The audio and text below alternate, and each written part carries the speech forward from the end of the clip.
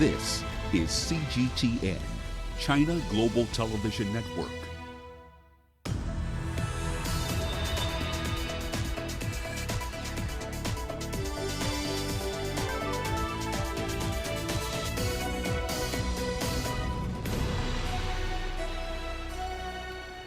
Hello there, welcome to this edition of Global Business Africa. In the next 60 minutes, we'll run through all the business news stories you need to know about from across the continent and beyond. Let's start with a quick round of the markets here for you. We'll cover MTN in a bit more detail later on in the course of the hour, but it's due to report full year earnings in another 4 weeks. It's expecting headline earnings per share between 438 to 506 cents.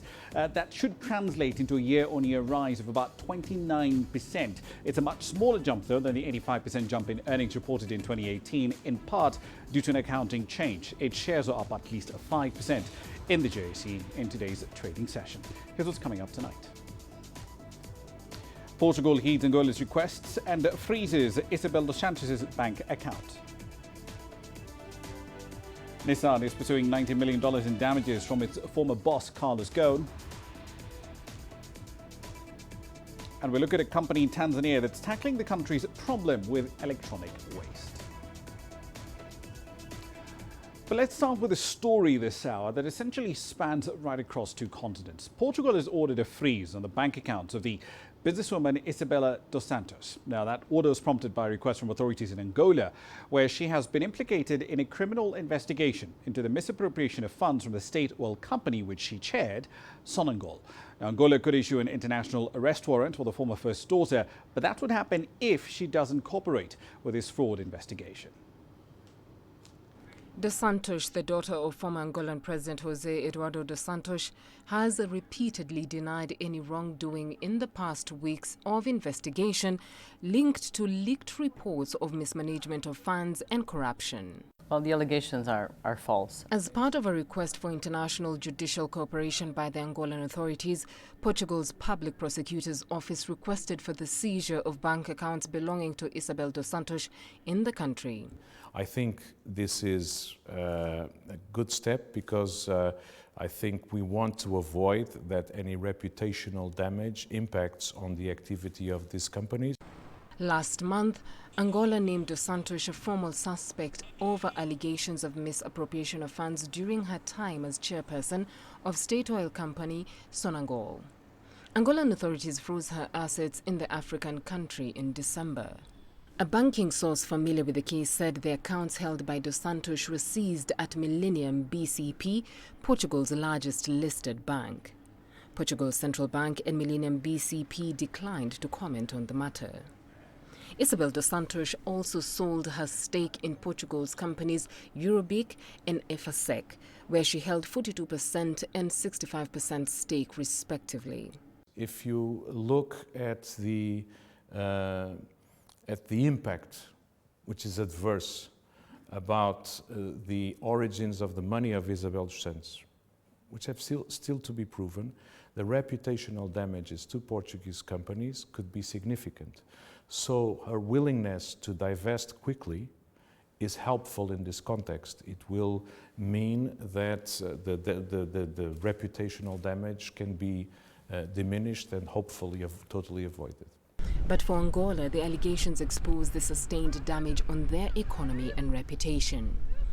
Angola's citizens hope that the investigations would expose everyone involved in corruption in Angola, not just dos Santos. In my opinion, it's not only the Dos Santos family or even the old Transport Minister Augusto Thomas that stole from the country. There is still a lot of stuff to be exposed because Isabel is not the only one guilty. Another suspect in the probe was the manager of Sonangol's account, who was found dead at his home in Lisbon. A police source said the death appeared to be a suicide. By the end of last year, Angolan authorities froze dos Santos' assets following allegations by prosecutors that she and her husband had steered payments of more than $1 billion from state companies to farms in which they held stakes. Beryl Oro, CGTN. Now, after last month's breakthrough in the Nile dispute, Egyptian, Ethiopian and Sudanese delegations are back in Washington, D.C. yet again. This time they're expected to sign a new and comprehensive deal on the filling of a dam that Ethiopia is building across the Nile. As Adela El Marouki reports, Cairo is hoping to put an end to this 5-year dispute. As soon as the Egyptian foreign and water ministers arrived at Washington, they've held a debrief meeting with their negotiating team, including representatives of the Government Intelligence Bureau and Egyptian law experts. They've been spending the past 2 weeks in D.C. discussing all possible details. Egypt's huge preparations reflect the dangers Cairo sees the dam could pose on its water security. All state institutions and top security organizations are now involved. They are concerned to draw a complete version of the legal, economic and security effects. Egypt wants to be prepared to face all possible scenarios, from the dam to the talks. The three countries are yet to agree on how to jointly manage the Grand Ethiopia Renaissance Dam during regular hydraulic conditions. They also need to agree on assessing the environmental and geological impact of the dam on the Nile. Egypt is pushing to agree on a mechanism of handling future disputes between the three countries. The implementation of the agreements is extremely important. It's why Egypt will insist on creating a platform to supervise and schedule the implementation on the agreement. Cairo also don't want to wait for a new point of difference to emerge. It's asking to agree on a mechanism of resolving disputes, so when violations happen, no time will be wasted to deal with them.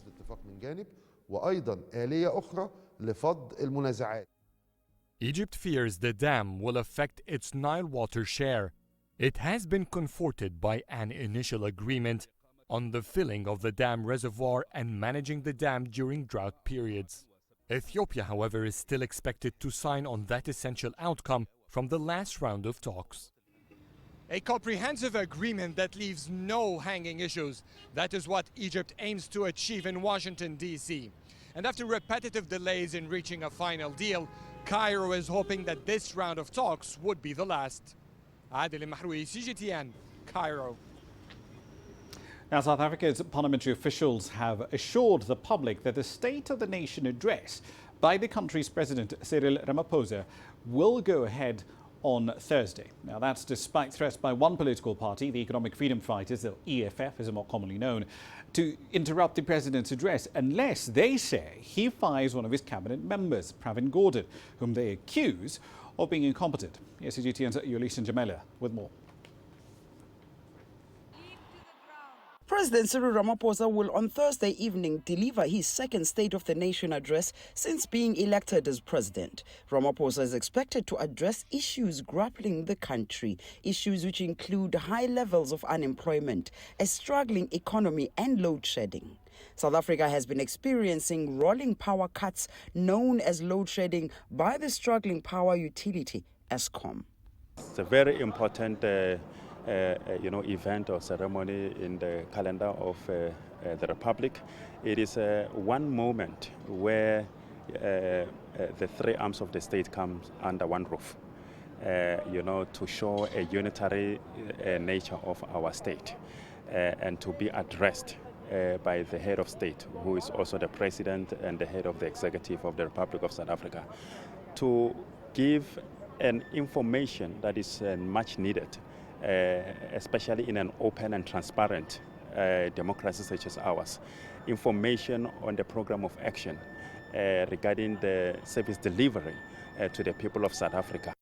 Opposition party, the Economic Freedom Fighters, has, however, threatened to disrupt the sitting should Ramaphosa not fire Public Enterprise Minister Pravin Gordhan by the time he takes to the podium.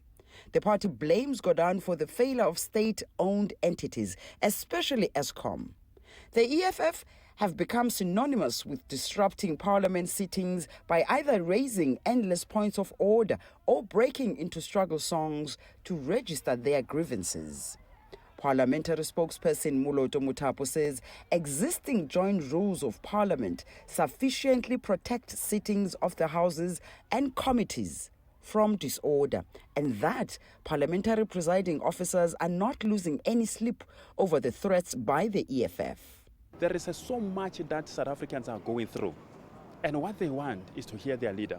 How are you going to resolve the problem that I have with regard to unemployment? How are you going to resolve the issue of gender-based violence? How are you going to resolve this and that? And that cannot happen if they are going to be prevented from doing so by some of the members of parliament. The reason why presiding officers are not losing their sleep over it is because the rules of parliament tells them exactly what to do in an instance of that nature. Muloto says open threats to disrupt the State of the Nation address are not in the interest of the public. In fact, they are designed to disrupt the work of parliamentarians. President Ramaphosa will deliver the State of the Nation address on Thursday evening. Yolisa Njamela for C2TN in Cape Town, South Africa.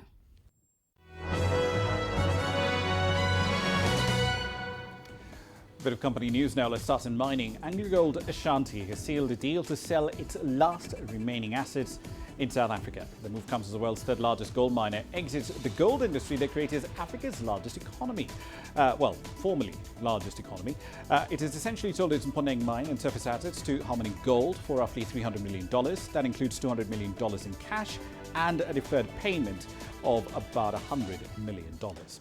Still in South Africa, MTN Group expects its four-year headline earnings for the year ending in December 2019 to rise by 50% on a like-to-like basis. Now, the projected revenue growth comes as MTN is undertaking several projects. That includes the introduction of mobile money services in South Africa and an investment of over $1.4 billion in its biggest market, arguably, Nigeria. Gas producers Shell and the Nigerian National Petroleum Corporation, NNPC, have raised concerns about Nigeria's chronic electricity deficit. They say that this huge liquidity crisis is stopping investment in gas development. Now, most businesses in Africa's largest oil producer currently rely on generators for their electricity. And in the business of aviation, the US plane maker Boeing is struggling to resume production on its currently grounded 737 MAX aircraft. The Chicago-based firm says it's testing updates to its best-selling plane before it's allowed back on air. Boeing's latest move comes as the company is attempting to recover from one of the worst crises in its 104-year history. That's a run through your company headlines.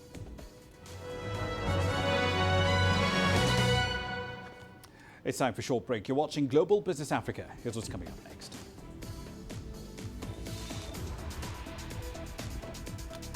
President Buhari opts for a eurobond sale in order to fund part of Nigeria's 2020 budget. And Egypt's fast-growing population has now hit 100 million. The world economy as we know it is about to change. Global business reports highlight emerging markets, developing countries, and dynamic sectors worldwide. We feature top analysts and newsmakers to provide perspectives on every facet of business. From an on-the-ground perspective, we provide you with balanced and objective assessments. Fast, sharp, and insightful. Global Business, only on CGTN. Every story starts out like this. Okay, we'll head up now. But beyond the rush of the numbers, there's always a more fundamental question. What happened? Who has been affected? When market-moving decisions are made, who's responsible and why? Let's get some reaction on ground. Joining us in Johannesburg is Sutra Naidu. Hello, Naro. This is how all stories begin. See how they end. Only on Global Business.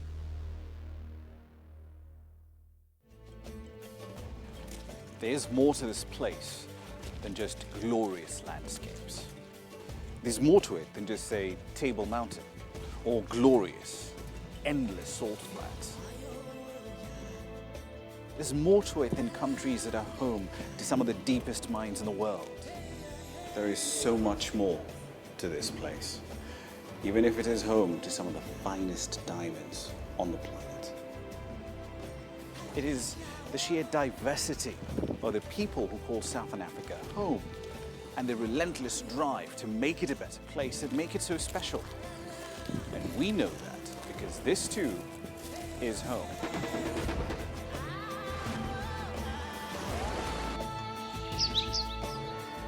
No one knows Southern Africa like we do. CGTN, see the difference.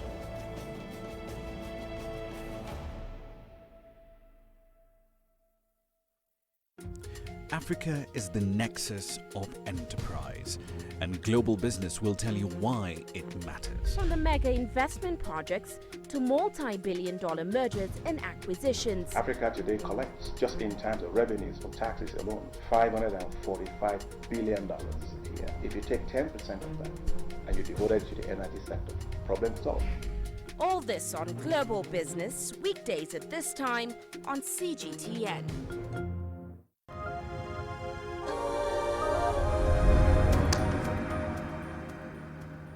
Welcome back to the program. Now, Nigeria is considering a eurobond sale of anywhere between $2.8 billion to $3 billion, but that can only happen after President Muhammadu Buhari gets approval from legislators. Now, according to the country's finance ministry, about $2.8 billion is earmarked for external financing in the 2020 budget. Another $500 million, though, is for debt refinancing.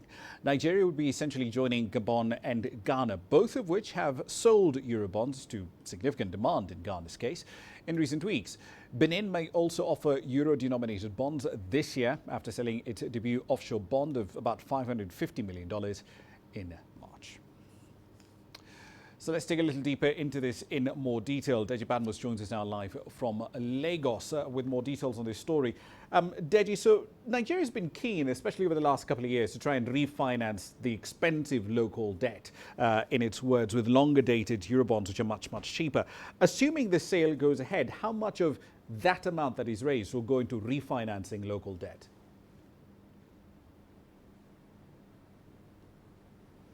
Well, just as you said, the plan is to use $500 million actually to refinance local debt.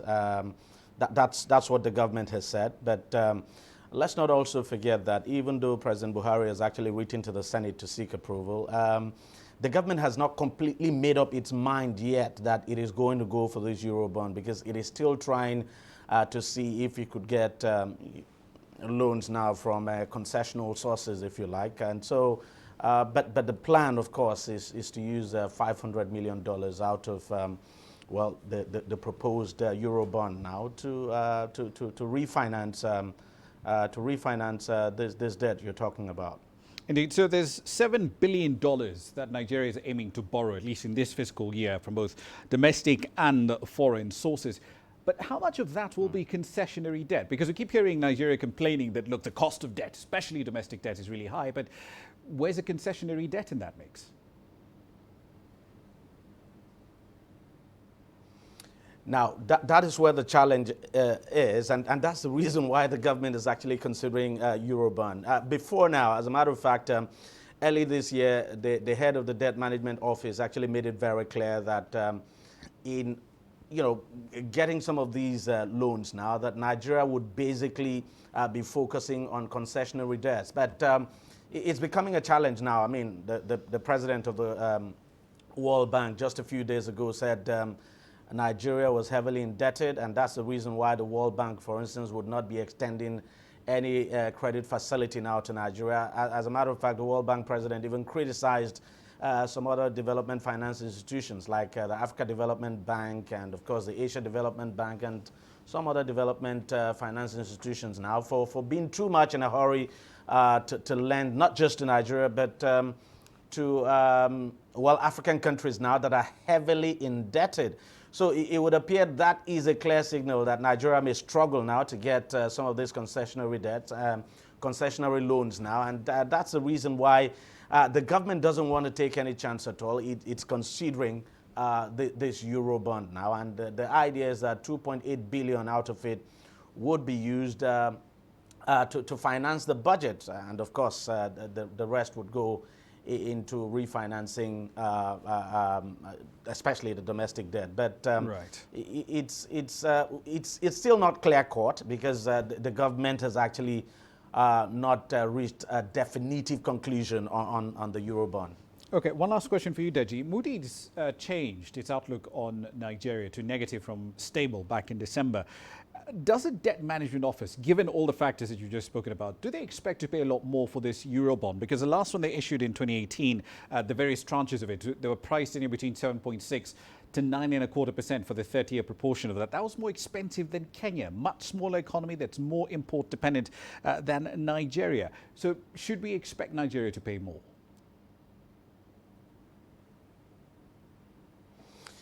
Ramah, if you ask me, I think there's every likelihood that Nigeria may pay more. I mean, given that it's a very, very competitive market out there.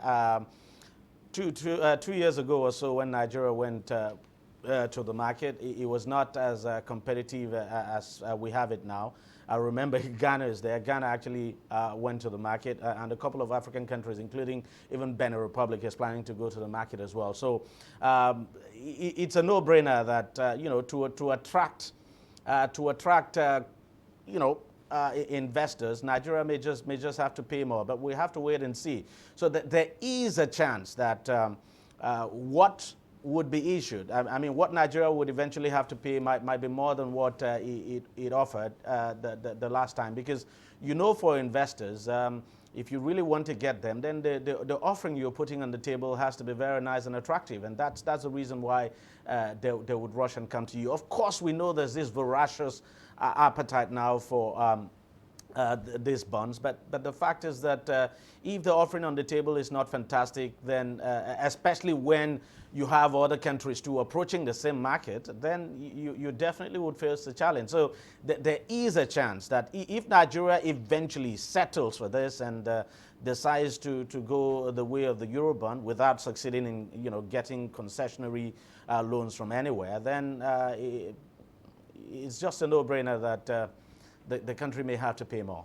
Indeed, let's see what price that eurobond will come to in the market. Deji was there live in Lagos. Thank you very much.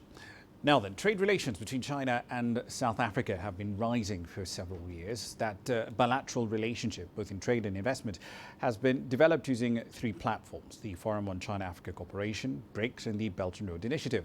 China has consistently been South Africa's largest single trading partner for at least a better part of a decade now. And South Africa has been China's largest trading partner here in Africa. PSGTN's Angelo Coppola now reporting on how the coronavirus outbreak has affected that two-way relationship. The impact of the virus on trade between the two countries will be felt immediately, and it will be significant. Some suggestions from industry modelling point to minus 0.5% economic impact on South Africa's economy, and you can infer from that probably about -1%, -2% on trade. On a granular level, several economic sectors are already feeling the pinch. One thing that we did pick up with some of our, especially retail clients, is that they are having some challenges getting products out at this point in time. They have to look at different sources and other countries that can provide them with goods and products that we import under normal circumstances from China. Because of the fact that business activity has been non-existent for the last couple of days, basically, it will also then have an impact in terms of steel demand from China, South African companies to China, because now the businesses aren't in operation, so obviously they're not operating, so the demand for specifically steel products will be less. While South Africa will feel the impact of the virus, other BRICS partners will also be severely tested. In the South African sort of industrial cluster, countries that have similar industrial makeup to South Africa, Brazil is going to be hit harder than South Africa for the simple reason that their direct trade with China is that much higher. The medium-term impacts have yet to be determined, but they will be material. And even if this, let's say, plays out by the end of March and the factories are all up and running again, the backlog that exists is quite severe. So it could have impacts on supply chain, and where companies have been able to source alternative products, they're telling us that it comes at a higher price in most cases. So they either will have to absorb it, the cost of that, or pass it on to the consumers. The trade impacts on South Africa are going to be relatively severe because the economic growth here is so meagre at 0.8%. I'm Angelo Coppola for CGTN in Midrand, South Africa. Now, to be sure, the coronavirus outbreak isn't just a serious health problem, but it also has an effect in business and trade, not just within China, but with also her trade partners. Here's Yasser Kim now taking a look at how the virus has affected trade ties between China and Egypt. Egypt's economic ties with China has prospered in the last 4 years. Bilateral trade has more than doubled to exceed $15 billion. The vast majority are Chinese products exported to Egypt. With the coronavirus outbreak, it has become a source of concern. All countries of the world are worried now of the virus. All countries of the world are worried because there's no real cure for the virus. It will stop the flow of Chinese personnel to other countries. It will stop the flow of Chinese exports to other countries. It's a major thing. This will have a very big impact on the Egyptian economy because, or the Egyptian markets, because we rely on many products in different sectors on the Chinese products. In the telecommunications sector, for the mobile phones, there is some tightness in the supply, but it's still flow. There is still a flow of supply for Egyptian markets. Till now, the impact is minimal. There is talk to cover 3 months ahead. However, businessmen fear there could be a crisis if production in China doesn't return to full capacity in the next 2 months. Meanwhile, some Chinese investments have also been affected by the coronavirus. The coronavirus has already impacted the economic cooperation between both countries, and some of the Chinese projects have been delayed, such as the very important fast electric train in Egypt. It has been suspended and we don't know when it will resume. Some experts believe an alternative plan should be put in place. This is a very good tool for SMEs and feeding industries to grow. When SMEs, small and medium enterprises, grow into through clusters to feed in the larger industries in the community, this helps in import substitution from different countries, including China, of course. China's investments in Egypt are in the range of $10 billion. Bilateral trade and investments are not the only sectors that have been affected by the outbreak of the coronavirus. The tourism industry has also been hit hard, especially after the suspension of flights from China. Around 500,000 Chinese visited Egypt in 2019. The Chinese market is one of the very important markets. It's among the top 10 markets that produce heavily 5 flights almost every day. Officials are quickly working to make up for the loss. There is always alternative markets that we are seeking for, and especially Europeans are increasing and other markets. But I guess from the Far East and long-haul destinations, it is always not the volume we expect due to the long hours of flying. At the moment, most businesses here are hoping for a quick recovery from China to avoid a recession in the next couple of months. Yes, Hakim for CGTN, Cairo. And still in Egypt, the country's fast-growing population is now officially at 100 million people. Egypt is now essentially still holding onto its position as the most populous Arab nation, and it's Africa's third most populous country behind Nigeria and Ethiopia. According to the stats, every day nearly 5,000 people are born in the North African state. And that does present a bit of a problem for an already overburdened country that has rather limited resources. CGTN's Yasser Kim spoke to various people in the country. Here's what they had to say. For the first time, the Egyptian population has reached 100 million people. The capital, Cairo, is the largest city with over 10 million. It was revealed as the population counter installed by the state statistics agency CAPMAS has officially turned to 100 million. Many Egyptians were excited. Youth is a force for production. 2/3 of the population are youth. If given proper skills and training, there will be a source of production upheaval and exports which will benefit them and the economy. So the population increase can be positive. Others were worried of the high birth rate. It's a big responsibility. a responsibility on the state to provide jobs and services to the growing population. Good education and health services are essential, as well as creating job opportunities for the increasing population, especially youth. It's a burden. A press conference was held to celebrate this milestone. It's a historic moment for Egypt as we reach 100 million people. The importance of this event is that it reflects Egypt's growth and strength that stems from its history and geographical location. With the strong will of its people, Egypt will remain a leader in the region. Coinciding with this development, the government has been continuing with its aggressive birth control campaign called 2 is Enough. Officials fear high birth rates are eating up the impressive economic growth of over 5%. The population issue is considered one of the major challenges that faces Egypt. It is as dangerous as terrorism.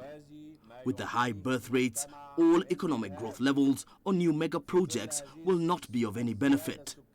If population growth continues at the same rate, it will have a negative impact on the economy, which will in turn reduce standards of living, raise inflation rates, and affect services. This will have its consequences on the social order, with low-quality housing, education, and health. It will also increase unemployment rates. Birth rate in the last few years has dropped from 2.5% to 2%, but it's still very high according to international standards.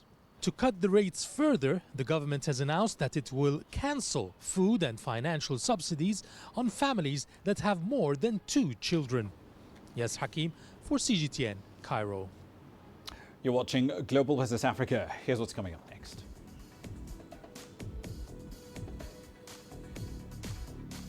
We'll explore why Nissan is demanding $90 million in damages from its former chairman, Carlos Ghosn.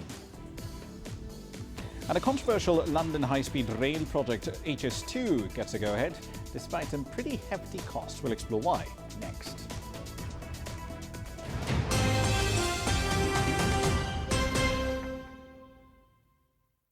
Business in Africa is at a crossroads. We celebrate those who are adopting and thriving despite the challenges, from grassroots to big businesses. Global Business takes you along for the ride as we track the making of a giant. Only on CGTN.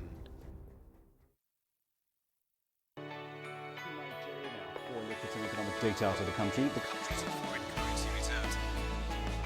With a dedicated and diverse team of anchors, CGTN now brings Africa to the palm of your hand. I'm Perina Karibe in the heart of Nairobi, which is bustling. From everyday heroes to the continent's most powerful figures, we bring their voices to you. We haven't changed. And this is something most of us are very excited about. We bring you news that's changing perspectives.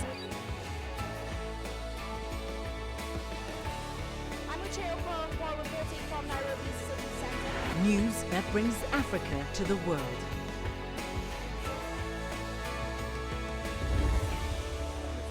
CGTN. See the difference.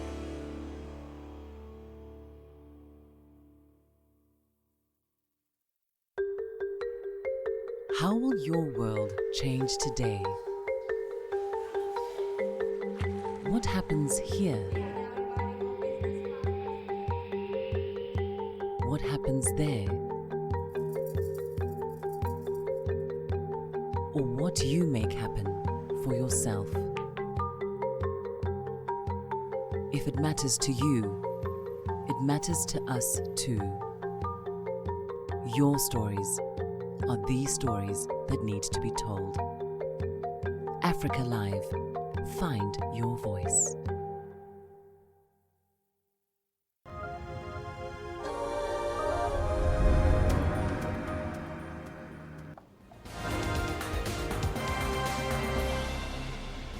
Let's recap the stories making your headlines at this hour. The coronavirus outbreak, the pathogen at the COVID has been officially named as COVID-19 by the World Health Organization. Chinese health authorities say the recovery rate has gone up to 10.6%. Now, the total number of confirmed cases in China is over 44,000. The death toll stands at over 1,100, while more than 5,000 people so far have recovered.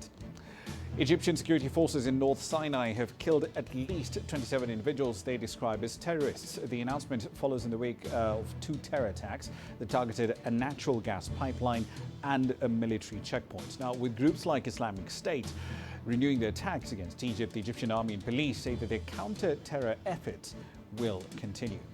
And finally, Sudan has agreed to hand over the ousted president Omar Hassan al-Bashir and other officials to the International Criminal Court. The government and rebel groups in Darfur say this is all part of efforts to end the country's civil wars, including the one in Darfur. But the move has elicited mixed reactions among Sudanese citizens, with many being against it. That's a run through your headlines.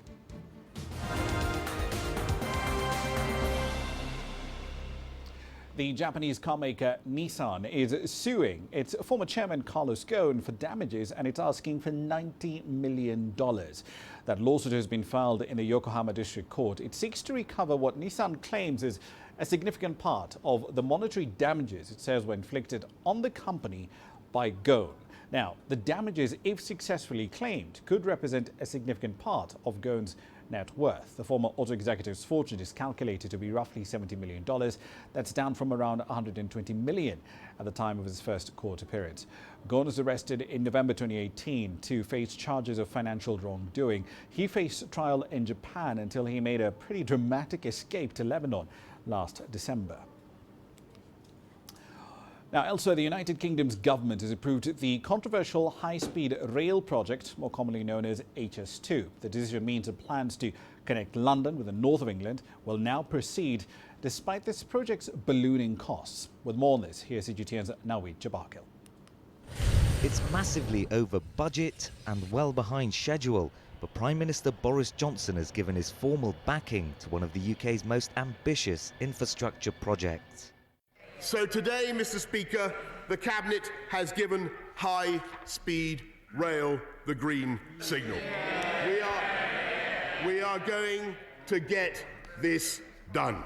And to ensure that we do so without further blowouts on either cost or schedule, we are today taking decisive action to restore discipline to the programme. HS2 was first announced 10 years ago. The idea is to connect the UK's capital London to its second city Birmingham with high-speed rail before the route branches off to Manchester and Leeds in the north of England. Supporters say it will cut journey times and add capacity to Britain's rail network, which lags behind other European countries like France and Germany. But critics think it's too expensive. The latest review said it could cost as much as $137 billion, almost double the amount estimated 5 years ago, and environmental campaigners are also unhappy. I'm appalled.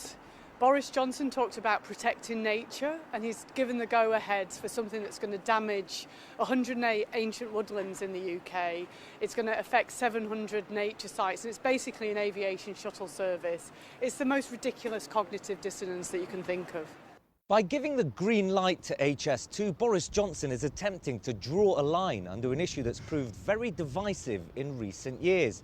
And politically, this is also a chance for him to deliver on his election promise to spread growth around the UK and in particular to the north of England. But with HS2 not due to be completed for another 20 years, it'll be a real challenge to ensure it remains on budget and on time. Nawid Jabakil, CGTN, London. Now, the coronavirus epidemic is clearly having an economic spillover, and it's hitting SMEs in China pretty hard. Many of them are facing months of virtually no income at all and continued costs, but limited access to funding. Here's CGTN's Zhang Jingfeng speaking to small business owners in Beijing to see how they're faring. Wu Tingjun is a veteran fashion retailer in Beijing. His company is the exclusive retailer of Canadian winter jacket brand Moose Knuckles in China. Business was high-flying with double-digit growth after 2 years of investment and promotion until mid-January when everything stopped. Wu totally missed out on the critical Chinese New Year sales season. But all sales are literally stopped from late mid of January, and we do not expect any revenue in the next few months. We possibly will lose millions of income and might keep most of the stock in the warehouse. And in the meantime, I think we will still need to pay the rent for the warehouse. Mr. Wu is among 51 million small and micro business owners in China feeling the pinch from the coronavirus outbreak that has claimed over 1,000 lives and infected tens of thousands of others. A regional lockdown and an extended Lunar New Year holiday have critically interrupted China's economic activities. Small and micro companies are probably hit the hardest by the virus outbreak because their lifeline, which is cash flow, is interrupted. And as small companies, most of them specifically focus on one aspect of business area and cannot diversify to other business areas at this critical moment. What they can do now is to cut costs to survive. We are trying to reduce costs by closing some shops and negotiating with landlords to see if they can waive some rental fees, lowering personnel costs, and dismissing partial retail employees. The Chinese and Beijing governments have both rolled out measures to support micro and small companies, including helping to cut costs and lending rates. Those efforts among what Wu needs to survive. We hope the government can cut some taxes for small enterprises, and the bank will possibly make some loans to small enterprises like us during this harsh period. And also, we expect the government would reduce the social security expenses which we pay for employees. Mr. Wu told me that he's lucky that he had made some money in the past year and that would help him hold up for another year. But many others may not be able to hold up until the outbreak abates. Zheng Junfeng, CGTN, Beijing. Now, the world's largest smartphone maker, that Samsung, has unveiled a range of new products. They're taking new shapes, including the old flip phone form factor, and new features to capture an entirely new generation. Here's CGTN's Mark New with the details on what's hot tonight. At Samsung Unpacked, the tech giant kicked off the show by introducing its new phone, the Galaxy Z Flip. It's in the shape of a square and then unfolds to reveal a 6.7-inch screen. It's so durable, you can fold and unfold your phone over 200,000 times. Now, every time you fold it, you're not just bending glass, you're bending the laws of physics. The Z Flip actually fits right in my pocket and in the palm of my hand. I can open up like that. Take a selfie easily balanced in the palm of my hand, or I can close it, and even on the front cover, just double click, zoom out, and take a selfie right there. Samsung's first foldable phone, the Galaxy Fold, launched last year with critics pointing out the hinge had screen breaks. But the Z Flip sets a new course by being the first phone to be made of bendable glass, coming in at a starting price of nearly $1,400. What we're seeing is these phone vendors focus more on design and fashion almost than actual functionality. And they're really appealing to a younger buyer for whom a smartphone has always been part of their life, and now they want smartphones to be as much of a fashion statement about who they are as what the device can do. Samsung also jumped all the way from its previous Galaxy S10 phones to a new line of S20 models with 5G capability. One of the big focuses was on the camera, which sports a 30-times zoom, and an Ultra model that takes advantage of digital capabilities to claim a 100-times zoom. The S20s have 6 cameras that can even capture 8K video and use artificial intelligence to capture 6 different shots at the same time. Just take a short clip up to 10 seconds, and single take captures different versions of that game-winning goal. Live focus, boomerang video, ultra-wide, and a lot more.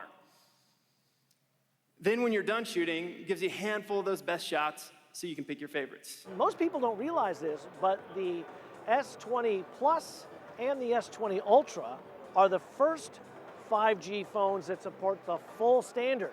meaning they support both sub-6 and millimeter wave. Up till now, all the other 5G phones only supported one or the other. Samsung also unveiled an upgraded version of its earbuds called the Galaxy Buds Plus, which have 2 speakers and 3 microphones inside each bud. Mark New, CGTN, San Francisco. Makes you wonder if we've actually hit a peak smartphone just yet. Now, onto the business of architecture. Dubai is home to the world's tallest building, the Burj Khalifa, but it's also now a city of the world's largest 3D printed building. That structure recently received the Guinness World of Records stamp of approval. As Jacob Greaves now reports, that may just be the beginning. Inside, it looks little more than an empty building. But this is the largest 2-storey structure ever made using 3D printing technology. Dubai Municipality are the government entity behind it, and they say it brings numerous benefits to construction. This is a 1-year building if it's conventional. 1 year plus probably can be built as it is a 2-storey building. Now by 3D printing, the printer is eligible right now to do a 3D printing on this kind of building. It takes 3 months to do a beautiful building like this. Of course, it's 50% labor less, 60% construction waste. It is also less. They also claim the engineering feat only utilise locally sourced materials and uses energy-efficient insulation. The finished product covers a total area of 640 square metres and reached a height of 9.5 metres. Whilst this might be a world first, Dubai has some fairly lofty ambitions when it comes to utilising this technology. In fact, by 2030, they envisage 25% of construction in Dubai using 3D printing. The question is how easy it will be to scale up. After all, Dubai is known as a place where skyscrapers rise out of the sand. We have modified the whole printer to get into the result that we want in these 2 buildings. Now, I think it is a challenge for all the researchers of 3D printing to go higher. Dubai Municipality view this as a test case. Soon this building will become their offices rather than a unit for sale. And real estate analysts say more work needs to be done before 3D printing becomes widespread in construction. What needs to happen in this 3D sector is it needs to effectively match up to today's regulation and safety standards. If it can do that using these new production methods, I think it would be very important. There needs to be some testing within this market, so that might require a bit more lead time to actually becoming very, very mainstream.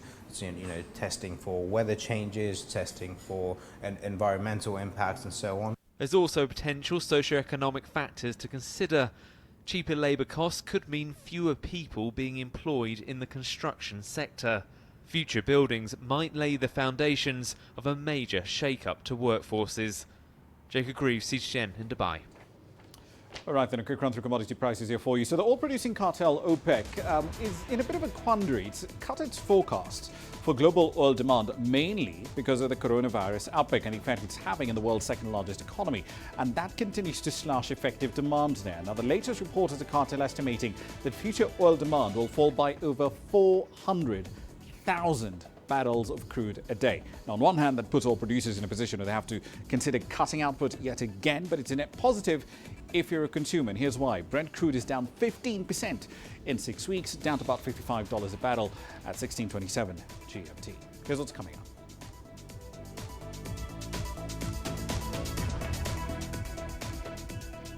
We'll introduce you to a Tanzanian company that's tackling the country's electronic waste problem. And we'll explore how South Africa's tourism sector has been affected by the coronavirus outbreak when we return. Images may appear to be identical, but looks can be deceiving. The difference is not always obvious. It has to be discovered. There are always different sides to a story. We put the focus on the details. To see more, to understand better. CGTN. See the difference. The greatest journeys, the greatest sights, the greatest adventures. Here in Kanata, this weir allows the locals to walk on water. We're far more than just TV news. We're your passport to the wonders of Africa. To bring you stories of struggle, survival and hope.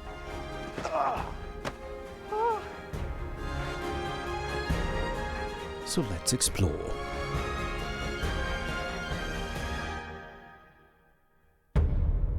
CGTN. See the difference. You don't find the stories of North Africa by sitting on the sidelines.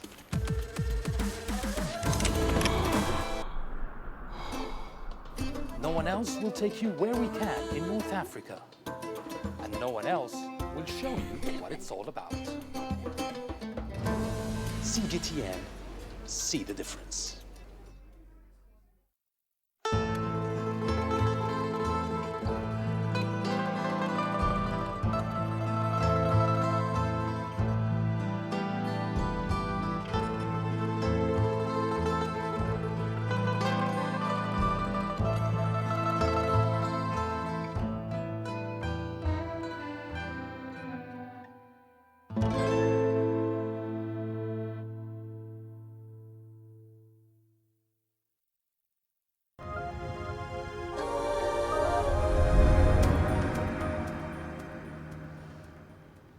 Welcome back. Managing electronic waste is proving to be a bit of a challenge in Tanzania. The National Bureau of Statistics over there reported that e-waste increased by a factor of almost 17 in the last 20 years. The country generated about 2,000 tons of electronic waste back in 1998, but that has risen to close to 36,000 tons by the end of 2017. But there are some market-driven recycling solutions on the way, as CGTN's Daniel Kijo now reports. Gideon Chilambo has decided to take e-waste head-on. His company is among the country's leading e-waste recyclers, and Gideon says electronic waste management should be given more attention. If you take that lithium battery, you throw away at the rainfield. When it gets hot, it explodes. Where the remainings remain, nothing can grow forever. Gideon and his team collects e-waste, dismantle it, and exports parts that are recycled in Europe. He also sells copper and steel to other recyclers. Lukiom Gemma has been a technician for over 20 years. He says management of e-waste is poor because people don't know what to do with it. A big percent of families keep electronic equipment that they don't need. They refuse to dispose of it. We honestly don't have a specific dumping area for electronic waste. According to the National Bureau of Statistics, Tanzania imported about 48 million tons of electronic equipment in 2018, of which they estimate 35 million eventually became e-waste. Environmentalists say that e-waste can cause respiratory problems, oxidative stress, DNA damage, and increase the possibility of developing cancer. Despite this, managing it is still a problem in Tanzania, as technology is low, funds and personnel are inadequate. The biggest challenge, however, is the general awareness on this life and death issue. The National Environmental Management Council admits that the country does not have a clear e-waste policy. It says it has been making efforts to address the challenges, but it is far from achieving its goal. Officers say Tanzania has entered the Regional E-Waste Management Strategy, which aims to support e-waste management activities in the East African countries. Through the strategic actions of creating awareness, fundraising for establishing e-waste management facilities in all these East African countries, we are hopeful that we'll have a sustainable e-waste management in the future. Environmentalists insist that it is critical at this stage for Tanzania to establish recycling or systematic collection and processing of electronic waste. They say the government and the private sector must now work together to offer solutions to solve the ever-growing e-waste problem. Daniel Kijo, CGTN, Dar es Salaam. Now, every year, South Africa welcomes about 95,000 tourists from China. That number, however, was slashed by quite a bit in mid-January when Chinese authorities banned all bookings and overseas flights and hotel packages. South African private operators recently responded by waiving cancellation fees for those clients. Here's Angelo Coppola with more. While the tourist numbers are relatively small in comparison to other countries, there will be an impact on South African job creation. Every tourist that comes to South Africa creates around one job, more or less. So at this point in time, we don't have an outright ban on tourists from China coming to South Africa. But if those numbers do decrease over time, it could have an impact. South Africa is just emerging from a restrictive visa regime which severely damaged the country's brand and saw tourist numbers tumble, globally, including tourists from China. The virus struck at the wrong time. This comes at an unfortunate time when South Africa is talking about sort of resuscitating or reviving the tourism industry. Visa restrictions and obstacles have been to some extent addressed and resolved.